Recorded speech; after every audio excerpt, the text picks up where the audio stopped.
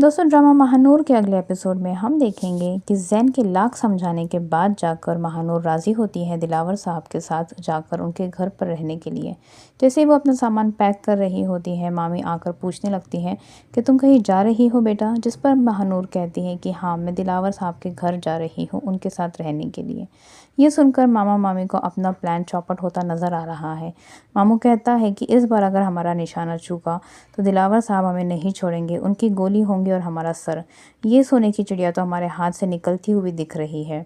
जैसे ही महानूर को लेने दिलावर साहब आते हैं, वो उसे अपना बैग लेते हैं हाथ में। तभी महानूर कहती है कि मैंने ज़िंदगी भर बचपन से अब तक अपना बोझ खुद उठाया है और आगे भी खुद ही उठाती रहूँगी। तो यहाँ पर महानूर की अकड़ ही ख़त्म नहीं हो रही है।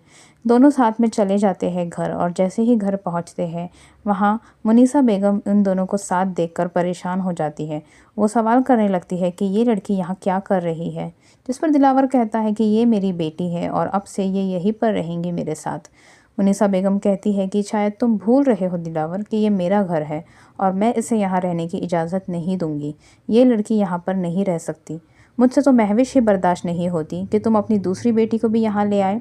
इस पर दिलावर कहता है कि अगर मेरी बेटी यहाँ नहीं रह सकती तो मैं भी यहाँ नहीं रुकूंगा। मैं और मेरी बेटी दोनों यहाँ से चले जाएंगे। दानिश पीछे खड़ा ये सब सुन रहा होता है। तभी वो आगे आता है अपनी माँ को समझाने के लिए। वो कहता है कि अम्मी, महानूर अब्बू की बेटी है और वो उसके बिना नहीं रह सकते, तो आप प्लीज़ उसे इजाज़त दीजिए यहीं पर रहने की। वो मेरी बहन है। जैसे ही दानिश के मुंह से महानूर बहन का लफ्ज़ सुनती है, उसके दिल में दानिश के लिए और मोहब्बत जगती है। तभी उसी वक्त वहाँ पर महविश आ जाती है।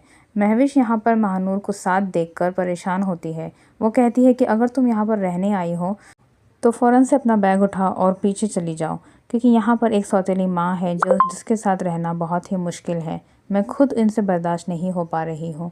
तभी महानूर ये सब सुनकर परेशान होती है कि क्या उसे वापस जाना चाहिए अपने घर, क्या उसने दिलावर के साथ आकर यहाँ पर गलती की है। वहीं दूसरी तरफ दानिश अपनी माँ को लेकर कमरे में चला जाता है। मुनीसा बेगम भी थोड़ी शांत हो जाती है और उसे रहने की यहाँ पर इजाज़त देती है। यहाँ पर दिलावर साहब के पास दानिश फिर दोबारा आता है और उनसे भी समझाने की कोशिश करता है कि अब्बू अम्मी को ये सब चीज़ें एक्सेप्ट करने में थोड़ी देर लगेंगी, लेकिन हो ना हो आज या कल वो ज़रूर इन चीज़ों को समझ जाएंगी। जिस पर दिलावर कहता है कि 3 दिन बाद मेरी बेटी का निकाह है जैन से। मेरी बेटी यहाँ पर सिर्फ 3 दिनों के लिए आई है। ये बात महविश सुन रही होती है पीछे खड़े। महविश इस बात को सुनकर बहुत परेशान होती है। वो अपने रूम में जाकर रोने लग जाती हैं। तो यहाँ पर ज़रूर शादी वाले दिन महानूर खुद अपनी शादी के दिन किडनैप हो जाएंगी, क्योंकि ये सब चीज़ें होने वाली है उसके मामा मामी करवाएंगे।